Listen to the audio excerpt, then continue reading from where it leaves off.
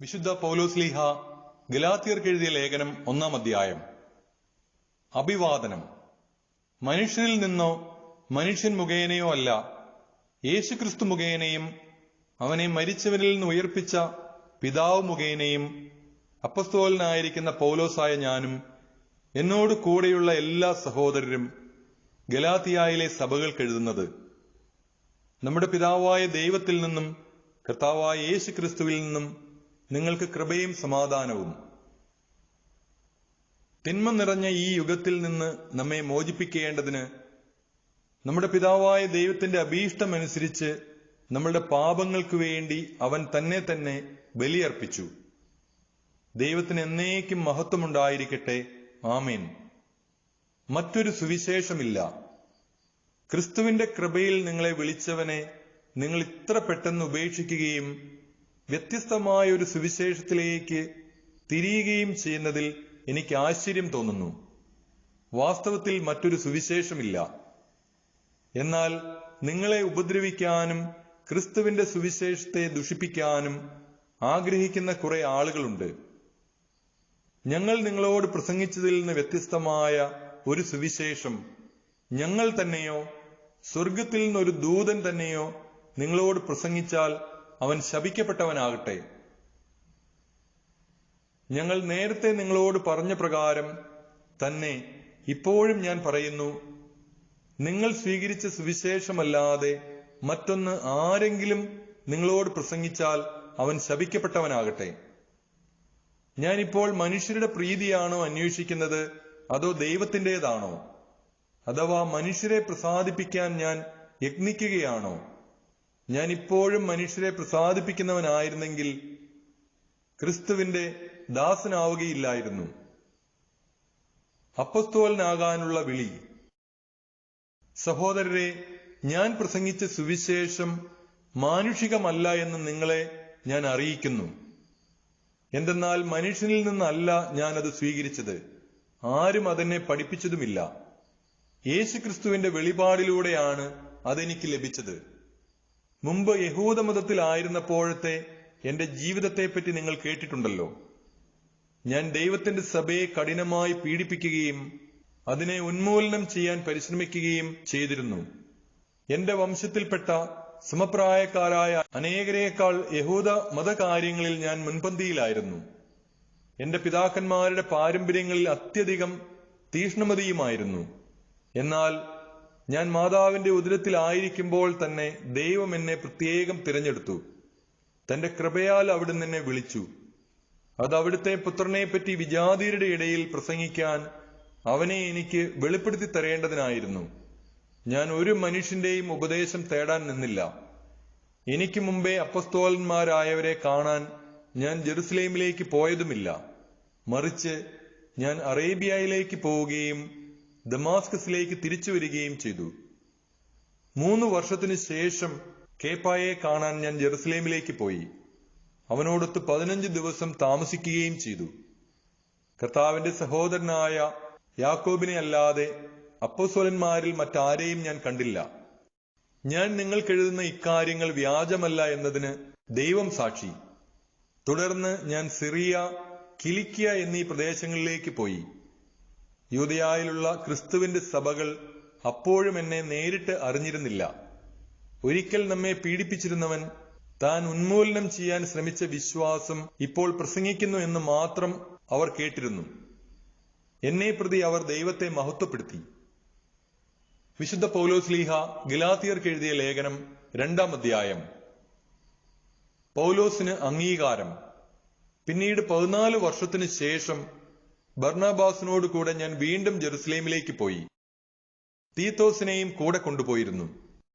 ഒരു വെളിപാടനുസരിച്ചാണ് ഞാൻ പോയത്.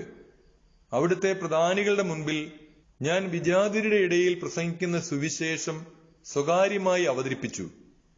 ഇത് ഞാൻ ഓടുന്നതും ഓടിയതും വ്യർത്ഥമാകാതിരിക്കാൻ വേണ്ടിയായിരുന്നു. എന്നോട് കൂടെയുണ്ടായിരുന്ന തീത്തോസ് ഒരു ഗ്രീക്കുകാരനായിരുന്നിട്ടും പരിച്ഛേദനത്തിന് നിർബന്ധിക്കപ്പെട്ടില്ല. എന്നാൽ യേശുക്രിസ്തുവിലുള്ള ഞങ്ങളുടെ സ്വാതന്ത്ര്യത്തെ ചൂഷണം ചെയ്ത് ഞങ്ങളെ അടിമത്തത്തിൽ കൊണ്ടുചെന്നെത്തിക്കുന്നതിന് വ്യാജ സഹോദരന്മാർ രഹസ്യത്തിൽ കടന്നുകൂടി. അവർക്ക് ഞങ്ങൾ നിമിഷ നേരത്തേക്ക് പോലും വശപ്പെട്ടില്ല. അത് സുവിശേഷത്തിന്റെ സത്യം നിങ്ങൾക്കായി നിലനിർത്തേണ്ടതിനാണ്. തങ്ങൾ എന്തോ ആണെന്ന് ഭാവിക്കുന്ന അവരിൽ നിന്ന് എനിക്ക് കൂടുതലായി ഒന്നും ലഭിച്ചില്ല. അവർ എന്താണെന്ന് ഞാൻ ഗവനിക്കുന്നേയില്ല. ദൈവം മുഖം നോക്കുന്നവനല്ലല്ലോ. പരിച്ഛേദർക്കുള്ള സുവിശേഷം പത്രോസിന് എന്നതുപോലെ അപരിച്ഛേദർക്കുള്ള സുവിശേഷം എനിക്ക് ഏൽപ്പിക്കപ്പെട്ടിരിക്കുന്നു എന്ന് അവർ മനസ്സിലാക്കി.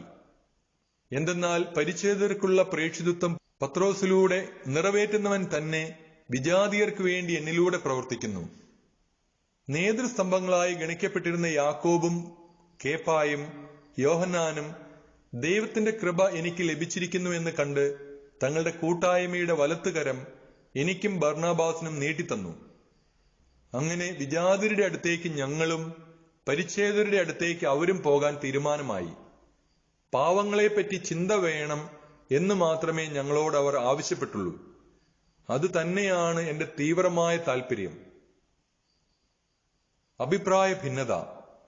എന്നാൽ കേപ്പ അന്ത്യോക്യായിൽ വന്നപ്പോൾ അവനിൽ കുറ്റം കണ്ടതുകൊണ്ട് ഞാൻ അവനെ മുഖത്തു നോക്കി എതിർത്തു.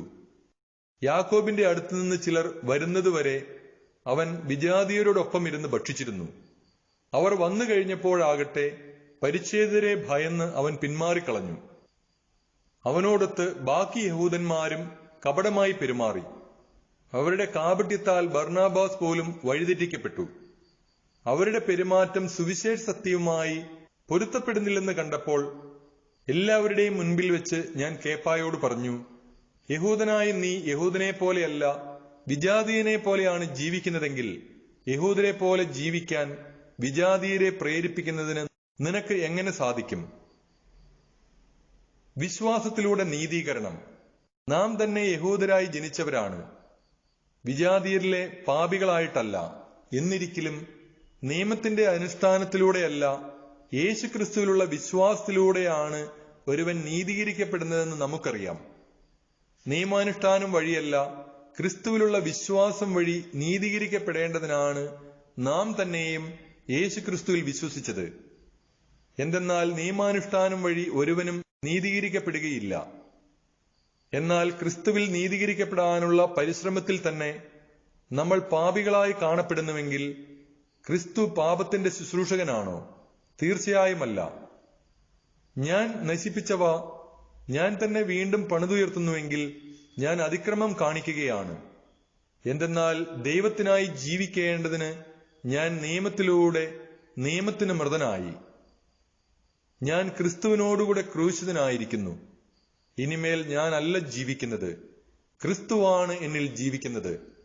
എന്റെ ഇപ്പോഴത്തെ ഐഹിക ജീവിതം എന്നെ സ്നേഹിക്കുകയും എനിക്ക് വേണ്ടി തന്നെ ബലിയർപ്പിക്കുകയും ചെയ്ത ദൈവപുത്രനിൽ വിശ്വസിച്ചുകൊണ്ടുള്ള ജീവിതമാണ്. ദൈവത്തിന്റെ കൃപ ഞാൻ നിരാകരിക്കുന്നില്ല. നിയമത്തിലൂടെയാണ് നീതി കൈവരുന്നതെങ്കിൽ ക്രിസ്തുവിന്റെ മരണത്തിന് നീതീകരണമൊന്നുമില്ല. വിശുദ്ധ പൗലോസ്ലീഹ ഗലാത്യർക്ക് എഴുതിയ ലേഖനം 3-ാം അധ്യായം. നിയമമോ വിശ്വാസമോ? ഭോഷന്മാരായ ഗലാത്യക്കാരെ, യേശുക്രിസ്തു നിങ്ങളുടെ കൺമുൻപിൽ ക്രൂശിതനായി ചിത്രീകരിക്കപ്പെട്ടിരിക്കെ നിങ്ങളെ ആരാണ് ആഭിചാരം ചെയ്തത്? ഇത് മാത്രം നിങ്ങളിൽ നിന്ന് അറിയാൻ ഞാൻ ആഗ്രഹിക്കുന്നു. നിങ്ങൾ ആത്മാവിനെ സ്വീകരിച്ചത് നിയമത്തിന്റെ അനുഷ്ഠാനത്താലോ അതോ വിശ്വാസത്തിന്റെ അനുസരണം നിങ്ങളോട് പ്രഘോഷിക്കപ്പെട്ടത് വിശ്വസിച്ചതുകൊണ്ടോ? ആത്മാവിൽ ആരംഭിച്ചിട്ട് ഇപ്പോൾ ശരീരത്തിൽ അവസാനിപ്പിക്കുവാൻ മാത്രം ഭോഷന്മാരാണോ നിങ്ങൾ? നിങ്ങൾ സഹിച്ചവയത്രയും വ്യർത്ഥമായിരുന്നുവോ? തീർത്തും വ്യർത്ഥം. നിങ്ങൾക്ക് ആത്മാവിനെ നൽകുകയും നിങ്ങളുടെ ഇടയിൽ അത്ഭുതങ്ങൾ പ്രവർത്തിക്കുകയും ചെയ്യുന്നവൻ അങ്ങനെ ചെയ്യുന്നത് നിങ്ങളുടെ നിയമാനുഷ്ഠാനം നിമിത്തമോ അതോ നിങ്ങളോട് പ്രഘോഷിക്കപ്പെട്ടത് വിശ്വസിച്ചതുകൊണ്ടോ? അബ്രാഹാം തന്നെയും ദൈവത്തെ വിശ്വസിച്ചു, അത് അവന് നീതിയായി പരിഗണിക്കപ്പെട്ടു. അതിനാൽ വിശ്വാസമുള്ളവരാണ് അബ്രാഹത്തിന്റെ മക്കളെന്ന് നിങ്ങൾ മനസ്സിലാക്കണം. വിജാതീയരെ വിശ്വാസം വഴി ദൈവം നീതീകരിക്കുമെന്ന് മുൻകൂട്ടി കണ്ടുകൊണ്ട് വിശുദ്ധ ഗ്രന്ഥം നിന്നിൽ ജനതകളെല്ലാം അനുഗ്രഹീതരാകും എന്ന സദ്വാർത്ത നേരത്തെ തന്നെ അബ്രാഹത്തെ അറിയിച്ചിട്ടുണ്ട്. ആകയാൽ വിശ്വാസമുള്ളവർ വിശ്വാസിയായ അബ്രാഹത്തോടൊത്ത് അനുഗ്രഹം പ്രാപിക്കുന്നു. നിയമാനുഷ്ഠാനത്തിൽ ആശ്രയമർപ്പിക്കുന്ന എല്ലാവരും ശാപത്തിന് വിധേയരാണ്. എന്തെന്നാൽ ഇപ്രകാരം എഴുതപ്പെട്ടിരിക്കുന്നു: നിയമഗ്രന്ഥത്തിൽ എഴുതപ്പെട്ടിരിക്കുന്നതെല്ലാം അനുസരിക്കാതെയും പ്രവർത്തിക്കാതെയും ഇരിക്കുന്നവൻ ശപിക്കപ്പെട്ടവനാണ്. ഒരുവനും ദൈവസന്നിധിയിൽ നിയമം വഴി നീതീകരിക്കപ്പെടുന്നില്ല എന്ന് വ്യക്തമാണ്. എന്തെന്നാൽ നീതിമാൻ വിശ്വാസം വഴിയാണ് ജീവിക്കുക. നിയമത്തിന്റെ അടിസ്ഥാനം വിശ്വാസമല്ല, എന്തെന്നാൽ അവ അനുഷ്ഠിക്കുന്നവൻ അവ വഴി ജീവിക്കും. ക്രിസ്തു നമ്മെ പ്രതി ശപിക്കപ്പെട്ടവനായി തീർന്നുകൊണ്ട് നിയമത്തിന്റെ ശാപത്തിൽ നിന്ന് നമ്മെ രക്ഷിച്ചു. എന്തെന്നാൽ മരത്തിൽ തൂക്കപ്പെടുന്നവൻ ശപിക്കപ്പെട്ടവനാണ് എന്ന് എഴുതിയിരിക്കുന്നു.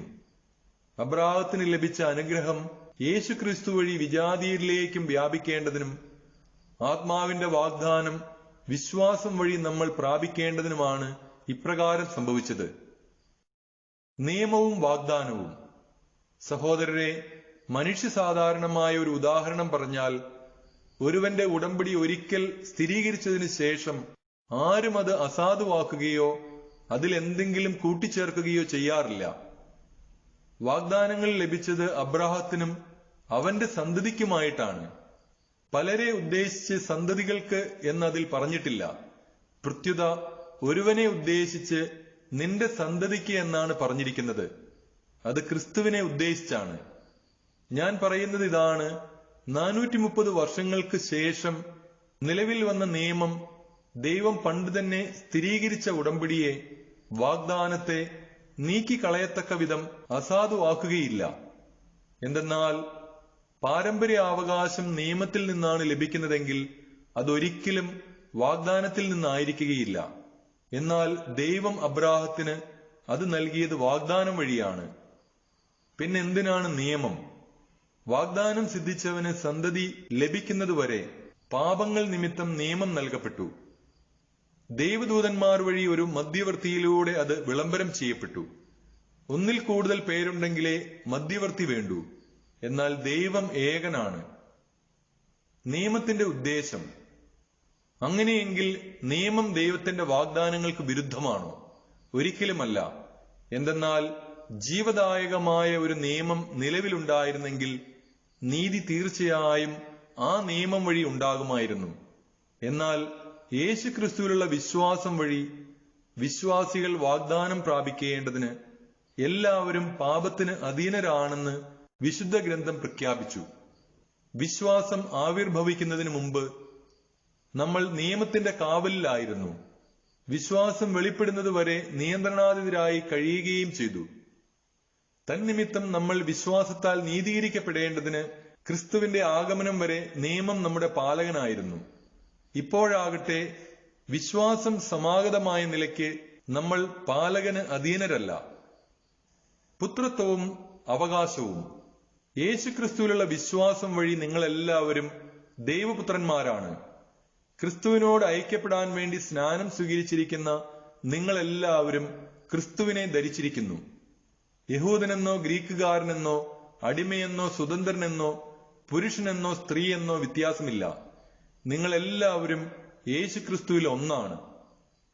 നിങ്ങൾ ക്രിസ്തുവിനുള്ളവരാണെങ്കിൽ അബ്രാഹത്തിന്റെ സന്തതികളാണ്, വാഗ്ദാനം അനുസരിച്ചുള്ള അവകാശികളുമാണ്. വിശുദ്ധ പൗലോസ്ലീഹ ഗലാത്യർക്ക് എഴുതിയ ലേഖനം 4-ാം അധ്യായം. ഇതാണ് ഞാൻ വിവക്ഷിക്കുന്നത്: പിന്തുടർച്ച അവകാശി വസ്തുവിന്റെ ഉടമയാണെന്നിരിക്കലും ബാലനായിരിക്കുന്നിടത്തോളം കാലം അടിമയിൽ നിന്ന് വിഭിന്നനല്ല. പിതാവ് നിശ്ചയിച്ച കാലാവധി വരെ അവൻ രക്ഷാകർത്താക്കളുടെയും കാര്യസ്ഥന്മാരുടെയും സംരക്ഷണത്തിലായിരിക്കും. നമ്മുടെ കാര്യവും ഇതുപോലെ തന്നെ. നമ്മൾ ശിശുക്കളായിരുന്നപ്പോൾ പ്രകൃതിയുടെ ശക്തികൾക്ക് അടിമപ്പെട്ടിരുന്നു. എന്നാൽ കാലസമ്പൂർണത വന്നപ്പോൾ ദൈവം തന്റെ പുത്രനെ അയച്ചു. അവൻ സ്ത്രീയിൽ നിന്ന് ജാതനായി നിയമത്തിന് അധീനനായി ജനിച്ചു. അങ്ങനെ നമ്മെ പുത്രന്മാരായി ദത്തെടുക്കേണ്ടതിന് അവൻ നിയമത്തിന് അധീനനായി കഴിഞ്ഞവരെ വിമുക്തരാക്കി. നമ്മൾ മക്കളായതുകൊണ്ട് അബ്ബാ, പിതാവേ എന്ന് വിളിക്കുന്ന തന്റെ പുത്രന്റെ ആത്മാവിനെ ദൈവം നമ്മുടെ ഹൃദയത്തിലേക്ക് അയച്ചിരിക്കുന്നു. ആകയാൽ നീ ഇനിമേൽ ദാസനല്ല, പിന്നെയോ പുത്രനാണ്. പുത്രനെങ്കിൽ ദൈവഹിതമനുസരിച്ച് അവകാശിയുമാണ്. ഗലാത്യരെക്കുറിച്ച് വ്യഗ്രത. ദൈവത്തെ അറിയാതിരുന്ന അന്ന് നിങ്ങൾ യഥാർത്ഥത്തിൽ ദൈവമല്ലാത്തവയെ സേവിച്ചു. എന്നാൽ ഇപ്പോൾ നിങ്ങൾ ദൈവത്തെ അറിയുന്നു, അതിലുപരി ദൈവം നിങ്ങളെ അറിയുന്നു. ആകയാൽ ബലഹീനങ്ങളും വ്യർത്ഥങ്ങളുമായ ആ പ്രപഞ്ചശക്തികളുടെ അടുത്തേക്ക് വീണ്ടും തിരിച്ചു പോകാൻ നിങ്ങൾക്ക് എങ്ങനെ സാധിക്കും? ഒരിക്കൽ കൂടി അവയുടെ സേവകരാകാൻ നിങ്ങൾ ഇച്ഛിക്കുന്നുവോ? നിങ്ങൾ ദിവസങ്ങളും മാസങ്ങളും ഋതുക്കളും വർഷങ്ങളും ആചരിക്കുന്നു പോലും. നിങ്ങളുടെ ഇടയിൽ ഞാൻ അധ്വാനിച്ചത് വൃഥാവിലായോ എന്ന് ഞാൻ ഭയപ്പെടുന്നു. സഹോദരരെ, ഞാൻ നിങ്ങളോട് അപേക്ഷിക്കുന്നു, നിങ്ങൾ എന്നെപ്പോലെ ആകുവിൻ. ഞാൻ തന്നെയും നിങ്ങളെപ്പോലെ ആണല്ലോ. നിങ്ങൾ എന്നോട് യാതൊരു തിന്മയും പ്രവർത്തിച്ചിട്ടില്ല. ഞാൻ ആദ്യമേ നിങ്ങളോട് സുവിശേഷം പ്രസംഗിച്ചത് എനിക്ക് ശാരീരിക ആസ്വാസ്ഥ്യം ഉള്ള അവസരത്തിലാണെന്ന് നിങ്ങൾക്കറിയാമല്ലോ. എന്റെ ശരീരസ്ഥിതി നിങ്ങൾക്കൊരു പരീക്ഷയായിരുന്നിട്ടും നിങ്ങൾ എന്നെ നിന്ദിക്കുകയോ വെറുക്കുകയോ ചെയ്തില്ല. മറിച്ച് എന്നെ ഒരു ദൈവദൂതനെ പോലെ, യേശുക്രിസ്തുവിനെ പോലെ തന്നെ നിങ്ങൾ സ്വീകരിച്ചു. നിങ്ങളുടെ ആ സന്തോഷം ഇന്ന് എവിടെ? സാധിക്കുമായിരുന്നെങ്കിൽ നിങ്ങൾ സ്വന്തം കണ്ണുകൾ പോലും ചൂഴ്ന്നെടുത്ത് തരുമായിരുന്നുവെന്ന് എനിക്ക് ബോധ്യമുണ്ട്. അങ്ങനെയിരിക്കെ നിങ്ങളോട് സത്യം തുറന്നു പറഞ്ഞതുകൊണ്ട് ഞാൻ നിങ്ങളുടെ ശത്രുവായി എന്നോ? അവർ നിങ്ങളിൽ താല്പര്യം കാണിച്ചിരിക്കുന്നത് സദുദ്ദേശത്തോടെയല്ല, മറിച്ച് നിങ്ങൾ അവരിൽ താല്പര്യം കാണിക്കേണ്ടതിന് നിങ്ങളെ ഒറ്റപ്പെടുത്തുകയാണ് അവരുടെ ലക്ഷ്യം. നല്ല കാര്യത്തിൽ താല്പര്യം കാണിക്കുന്നത് ഞാൻ നിങ്ങളോടൊത്ത് ഉണ്ടായിരിക്കുമ്പോൾ മാത്രമല്ല, എല്ലായ്പ്പോഴും നല്ലത് തന്നെ. എന്റെ കുഞ്ഞുമക്കളെ, ക്രിസ്തു നിങ്ങളിൽ രൂപപ്പെടുന്നതുവരെ വീണ്ടും ഞാൻ നിങ്ങൾക്ക് വേണ്ടി ഈറ്റുനോവ് അനുഭവിക്കുന്നു. ഇപ്പോൾ നിങ്ങളുടെ ഇടയിൽ സന്നിഹിതനായിരിക്കാനും എന്റെ സംസാര രീതി തന്നെ മാറ്റാനും സാധിച്ചിരുന്നെങ്കിൽ എന്ന് ഞാൻ ആഗ്രഹിക്കുന്നു. എന്തെന്നാൽ നിങ്ങളെക്കുറിച്ച് ഞാൻ അസ്വസ്ഥനാണ്. ഹാഗാറും സാറായും. നിയമത്തിന് വിധേയരായിരിക്കാൻ അഭിലഷിക്കുന്ന നിങ്ങൾ എന്നോട് പറയുവിൻ, നിങ്ങൾ നിയമം അനുസരിക്കുകയില്ലേ? എന്തെന്നാൽ ഇപ്രകാരം എഴുതപ്പെട്ടിരിക്കുന്നു, അബ്രാഹത്തിന് 2 പുത്രന്മാരുണ്ടായിരുന്നു. ഒരുവൻ ദാസിയിൽ നിന്ന്, ഇതരൻ സ്വതന്ത്രയിൽ നിന്ന്. ദാസിയുടെ പുത്രൻ ശാരീരിക രീതിയിലും സ്വതന്ത്രയുടെ പുത്രൻ വാഗ്ദാനപ്രകാരവും ജനിച്ചു. ആലങ്കാരികമായി പറഞ്ഞാൽ ഈ സ്ത്രീകൾ 2 ഉടമ്പടികളാണ്. ഒരുവൾ സീനായ് മലയിൽ നിന്നുള്ളവൾ. അവൾ ദാസ്യവൃത്തിക്കായി മക്കളെ ജനിപ്പിക്കുന്നു. അവളാണ് ഹാഗാർ. ഹാഗാർ അറേബ്യയിലെ സീനായ് മലയാണ്. അവൾ ഇന്നത്തെ ജെറുസലേമിന്റെ പ്രതീകമത്രേ. എന്തെന്നാൽ അവൾ തന്റെ മക്കളോടൊത്ത് ദാസ്യവൃത്തി ചെയ്യുന്നു. എന്നാൽ സ്വർഗീയ ജെറുസലേം സ്വതന്ത്രയാണ്. അവളാണ് നമ്മുടെ അമ്മ. എന്തുകൊണ്ടെന്നാൽ ഇപ്രകാരം എഴുതപ്പെട്ടിരിക്കുന്നു, അല്ലയോ പ്രസവിക്കാത്ത വന്ധ്യേ, നീ ആഹ്ലാദിക്കുക. പ്രസവവേദന അനുഭവിക്കാത്ത നീ ആനന്ദിച്ച് ആർപ്പ് വിളിക്കുക. എന്തെന്നാൽ ഭർതൃമതിക്കുള്ളതിനേക്കാൾ കൂടുതൽ മക്കൾ പരിത്യക്തയ്ക്കാണുള്ളത്. സഹോദരരെ, നമ്മളാകട്ടെ ഇസ്ഹാക്കിനെ പോലെ വാഗ്ദാനത്തിന്റെ മക്കളാണ്. എന്നാൽ ശാരീരിക രീതിയിൽ ജനിച്ചവൻ ആത്മാവിന്റെ ശക്തിയാൽ ജനിച്ചവനെ അന്നു പീഡിപ്പിച്ചു. ഇന്നും അതുപോലെ തന്നെയാണ്. വിശുദ്ധ ലിഖിതം എന്താണ് പറയുന്നത്? ദാസിയെയും അവളുടെ പുത്രനെയും നിഷ്കാസനം ചെയ്യുവിൻ. എന്തെന്നാൽ ദാസിയുടെ പുത്രൻ സ്വതന്ത്രയുടെ പുത്രനോടൊപ്പം അവകാശിയാകാൻ പാടില്ല. സഹോദരരെ, അതുകൊണ്ട് നമ്മൾ ദാസിയുടെ മക്കളല്ല, സ്വതന്ത്രയുടേതാണ്.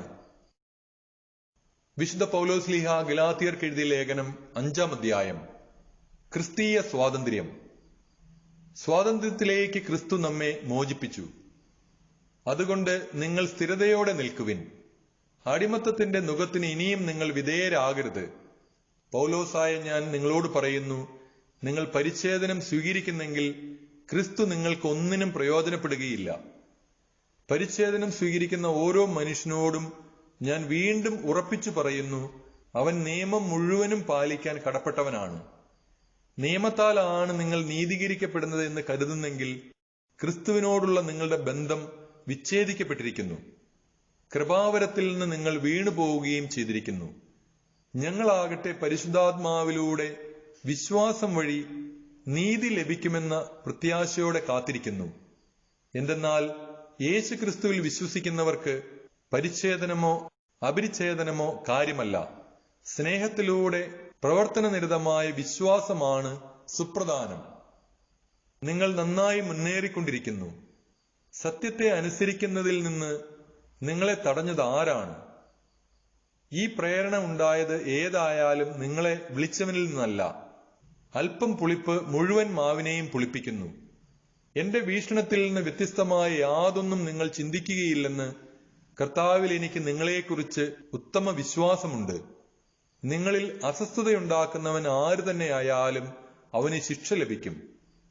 എന്നാൽ സഹോദരരെ, ഞാൻ ഇനിയും പരിച്ഛേദനത്തിന് അനുകൂലമായി പ്രസംഗിക്കുന്നെങ്കിൽ എന്തിനാണ് ഞാൻ ഇപ്പോഴും പീഡിപ്പിക്കപ്പെടുന്നത്? അങ്ങനെ ഞാൻ പ്രസംഗിച്ചിരുന്നെങ്കിൽ കുരിശിന്റെ പേരിലുള്ള ഇടർച്ച ഉണ്ടാകുമായിരുന്നില്ല. നിങ്ങളെ അസ്വസ്ഥരാക്കുന്നവർ പൂർണ്ണമായും അംഗവിച്ഛേദനം ചെയ്തിരുന്നെങ്കിൽ എന്ന് ഞാൻ ആശിക്കുന്നു. സഹോദരരെ, സ്വാതന്ത്ര്യത്തിലേക്കാണ് നിങ്ങൾ വിളിക്കപ്പെട്ടിരിക്കുന്നത്. ഭൗതിക സുഖത്തിനുള്ള സ്വാതന്ത്ര്യമായി അതിനെ ഗണിക്കരുതെന്ന് മാത്രം. പ്രത്യുത സ്നേഹത്തോടുകൂടെ ദാസരെ പോലെ പരസ്പരം സ്നേഹിക്കുവിൻ. എന്തെന്നാൽ നിന്നെപ്പോലെ നിന്റെ അയൽക്കാരനെയും സ്നേഹിക്കുക എന്ന ഒരേയൊരു കൽപ്പനയിൽ നിയമം മുഴുവനും അടങ്ങിയിരിക്കുന്നു. എന്നാൽ നിങ്ങൾ അന്യോന്യം കടിച്ചു കീറുകയും വിഴുങ്ങുകയും ചെയ്ത് പരസ്പരം നശിപ്പിക്കാതിരിക്കാൻ ശ്രദ്ധിച്ചുകൊള്ളുവിൻ. ജഡത്തിന്റെ വ്യാപാരങ്ങളും ആത്മാവിന്റെ ഫലങ്ങളും. നിങ്ങളോട് ഞാൻ പറയുന്നു, ആത്മാവിന്റെ പ്രേരണയനുസരിച്ച് വ്യാപരിക്കുവിൻ. ജഡമോഹങ്ങളെ ഒരിക്കലും തൃപ്തിപ്പെടുത്തരുത്. എന്തെന്നാൽ ജഡമോഹങ്ങൾ ആത്മാവിനെതിരാണ്, ആത്മാവിന്റെ അഭിലാഷങ്ങൾ ജഡത്തിനുമെതിരാണ്. അവ പരസ്പരം എതിർക്കുന്നത് നിമിത്തം ആഗ്രഹിക്കുന്നത് പ്രവർത്തിക്കാൻ നിങ്ങൾക്ക് സാധിക്കാതെ വരുന്നു. ആത്മാവ് നിങ്ങളെ നയിക്കുന്നെങ്കിൽ നിങ്ങൾ നിയമത്തിന് കീഴിലല്ല. ജഡത്തിന്റെ വ്യാപാരങ്ങൾ എല്ലാവർക്കും അറിയാം. അവ വ്യഭിചാരം, അശുദ്ധി, ദുർവൃത്തി, വിഗ്രഹാരാധന, ആഭിചാരം, ശത്രുത, കലഹം, അസൂയ, കോപം, മാത്സര്യം, ഭിന്നത, വിഭാഗീയ ചിന്ത, വിദ്വേഷം, മദ്യപാനം, മധുരോത്സവം, ഇവയും ഈ ദൃശ്യമായ മറ്റു പ്രവൃത്തികളുമാണ്. ഇത്തരം പ്രവൃത്തികളിൽ ഏർപ്പെടുന്നവർ ദൈവരാജ്യം അവകാശപ്പെടുത്തുകയില്ലെന്ന് മുമ്പ് ഞാൻ നിങ്ങൾക്ക് നൽകിയ താക്കീത് ഇപ്പോഴും ആവർത്തിക്കുന്നു. എന്നാൽ ആത്മാവിന്റെ ഫലങ്ങൾ സ്നേഹം, ആനന്ദം, സമാധാനം, ക്ഷമ, ദയ, നന്മ, വിശ്വസ്തത, സൗമ്യത, ആത്മസംയമനം ഇവയാണ്. ഇവയ്ക്കെതിരായി ഒരു നിയമവുമില്ല. യേശുക്രിസ്തുവിനുള്ളവർ തങ്ങളുടെ ജഡത്തെ അതിന്റെ വികാരങ്ങളോടും മോഹങ്ങളോടും കൂടെ ക്രൂശിച്ചിരിക്കുന്നു. നമ്മൾ ആത്മാവിലാണ് ജീവിക്കുന്നതെങ്കിൽ നമുക്ക് ആത്മാവിൽ വ്യാപരിക്കാം. നാം പരസ്പരം പ്രകോപിപ്പിക്കുന്നവരും അസൂയപ്പെടുന്നവരും വ്യർത്ഥാഭിമാനികളും ആകാതിരിക്കട്ടെ. വിശുദ്ധ പൗലോസ്ലീഹ ഗലാത്യർക്കെഴുതിയ ലേഖനം 6-ാം അധ്യായം. പരസ്പരം സഹായിക്കുക. സഹോദരരെ, ഒരുവൻ എന്തെങ്കിലും തെറ്റിലകപ്പെട്ടാൽ ആത്മീയരായ നിങ്ങൾ സൗമ്യതയോടെ അവനെ വീണ്ടെടുക്കുവിൻ. നിങ്ങളും പ്രലോഭിതരാകാതിരിക്കാൻ ശ്രദ്ധിച്ചുകൊള്ളുവിൻ. പരസ്പരം ഭാരങ്ങൾ വഹിച്ചുകൊണ്ട് ക്രിസ്തുവിന്റെ നിയമം പൂർത്തിയാക്കുവിൻ. ഒരുവൻ താൻ ഒന്നുമല്ലാതിരിക്കെ എന്തോ ആണെന്ന് ഭാവിക്കുന്നെങ്കിൽ അവൻ തന്നെ തന്നെ വഞ്ചിക്കുന്നു. എന്നാൽ ഓരോ വ്യക്തിയും സ്വന്തം ചെയ്തികൾ വിലയിരുത്തട്ടെ. അപ്പോൾ അഭിമാനിക്കാനുള്ള വക അവനിൽ തന്നെ ആയിരിക്കും, മറ്റുള്ളവരിലായിരിക്കുകയില്ല. എന്തെന്നാൽ ഓരോരുത്തരും സ്വന്തം ഭാരം വഹിച്ചേ മതിയാവൂ. വചനം പഠിക്കുന്നവൻ തനിക്കുള്ള എല്ലാ വസ്തുക്കളുടെയും പങ്ക് തന്റെ അധ്യാപകന് നൽകണം. നിങ്ങൾക്ക് വ്യാമോഹം വേണ്ട. ദൈവത്തെ കബളിപ്പിക്കാനാവില്ല. മനുഷ്യൻ വിതയ്ക്കുന്നത് തന്നെ കൊയ്യും. എന്തെന്നാൽ സ്വന്തം ജഡത്തിനായി വിതയ്ക്കുന്നവൻ ജഡത്തിൽ നിന്ന് നാശം കൊയ്തെടുക്കും. ആത്മാവിനായി വിതയ്ക്കുന്നവനാകട്ടെ ആത്മാവിൽ നിന്ന് നിത്യജീവൻ കൊയ്തെടുക്കും. നന്മ ചെയ്യുന്നതിൽ നമുക്ക് മടുപ്പ് തോന്നാതിരിക്കട്ടെ. എന്തെന്നാൽ നമുക്ക് മടുപ്പ് തോന്നാതിരുന്നാൽ യഥാകാലം വിളവെടുക്കാം. ആകയാൽ നമുക്ക് അവസരം ലഭിച്ചിരിക്കുന്നതുകൊണ്ട് സകല മനുഷ്യർക്കും, പ്രത്യേകിച്ച് വിശ്വാസത്താൽ ഒരേ കുടുംബത്തിൽ അംഗങ്ങളായവർക്ക് നന്മ ചെയ്യാം.